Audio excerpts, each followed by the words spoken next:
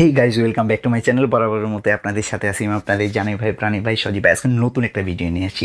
এই ভিডিওতে আমরা বলার চেষ্টা করব যে আমরা যে রাউটারগুলো পারচেস করে নিয়ে আসি সেটার উপরে দেখবেন বক্সের উপরে দেখা থাকে 150 MBPS, 300 MBPS, 1000 MBPS। তো আলটিমেটলি এই MBPS দিয়ে কী বোঝায় এবং রাউটারের আমি 100 MBPS নিলে বা 200 MBPS নিলে স্পিড কতটুকু পাইতেছি, রিয়েল স্পিডটা কতটুকু, সেটা জানবো আমরা এই পুরো ভিডিওতে। এবং এই ভিডিওটা জানার পরে, দেখার পরে আপনি ভালোভাবে ডিসাইড করতে পারবেন যে কত স্পিডের রাউটারটা নিলে আপনার জন্য বেস্ট হয়। তো দেরি না করে, সময় নষ্ট না করে চলুন যাই পুরো ভিডিওতে।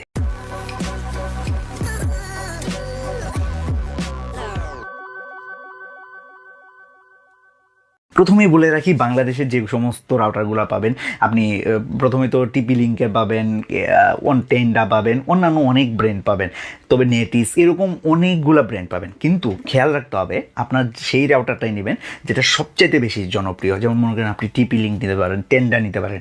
এটার বলার পিছনে একটা কারণ আছে, এদের যে ফার্মওয়্যারগুলো, যে আপনার রাউটারের ফার্মওয়্যারগুলো, এগুলো খুব দ্রুত আপডেট হয় এবং এদের যে প্রসেসরগুলো এগুলো ইন্টেল বেস বা ভালো একটা ব্র্যান্ড বেস, যে কারণে হয় কি এদের সার্ভিসগুলো অনেক ভালো হয়। যদি আপনার উপরে 150 MBPS লেখা থাকে, ওরা এই up to the mark maintain করার চেষ্টা করে। তো চেষ্টা করবেন আপনার এই কোয়ালিটির নেওয়ার জন্য। নর্মালি যদি আপনি ওয়াইফাই রাউটারের হিসাবটা করেন, ওয়াইফাই রাউটার যদি কোনো একটা বন্ধ রুমের মধ্যে রাখেন, তো রুমের বাইরে গেলে দেখবেন আপনার একেবারে সিগন্যাল খুব কম আসতেছে। আবার যদি দরজা জানালা খোলা থাকে, বাইরে গেলে দেখবেন অনেক বেশি সিগন্যাল আসতেছে।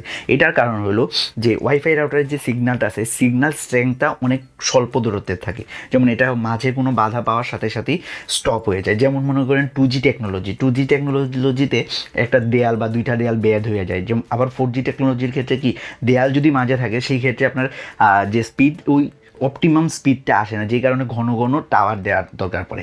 সেই কারণে যেটা মনে করেন আপনি 150 MBPS এর যে রাউটারটা নেবেন, সেই রাউটারটা যদি আপনি ব্যবহার করেন, আপনার দরজা জানালা খোলা রাখতে হবে। আবার যদি আপনার 450, 850 এরকম হয়, দরজা জানালা মোটামুটি বন্ধ থাকলেও বাইরে মোটামুটি স্পিড পাবেন। এখন এটা তো গেল কী পরিমাণ স্পিড পাবেন। তো আলটিমেটলি আমি যে এই রাউটারগুলো নিচ্ছি, এই রাউটারগুলো আমি ধরলাম আমি জানালা খোলা রাখলাম না বা বন্ধ রাখলাম, কিন্তু আমি রুমের ভিতরেই আসি বা দরজা জানালা খুলে পাশের রুমে ব্যবহার করতেছি। তো আলটিমেটলি কী পরিমাণ স্পিড পাবো। নর্মালি যদি আপনি 11 MBPS এর আপনার ইন্টারনেট কানেকশন হয়, ইন্টারনেট কানেকশন যদি 11 MBPS এর হয়, সেক্ষেত্রে আপনার 3 গুণ স্পিড থাকতে হবে নর্মালি রাউটারে। তাহলে 3 11 হইতেছে 33। তো 33-এর বেশি কিন্তু থাকে রাউটারগুলো স্পিড। যদি 150 MBPS হয়, ওইটা তো অনেক বেশি। 850 হইলে আরও অনেক বেশি। তো আপনার ইন্টারনেটের গতি কমবে না, but quality of the internet কমবে, যেমন স্টেবল থাকবে না। যদি 150 MBPS স্পিড থাকে, তাহলে আপনার ওয়াইফাই যে কানেকশনটা আছে এটা অনেক সময় ফ্লাকচুয়েট করে, কমা বাড়া করে। মনে করেন মাঝে মাঝে দেখবেন 330 কিলোবাইট, মাঝে মাঝে দেখবেন 5 MBতে উঠে গেছে, এরকম ফ্লাকচুয়েট করবে।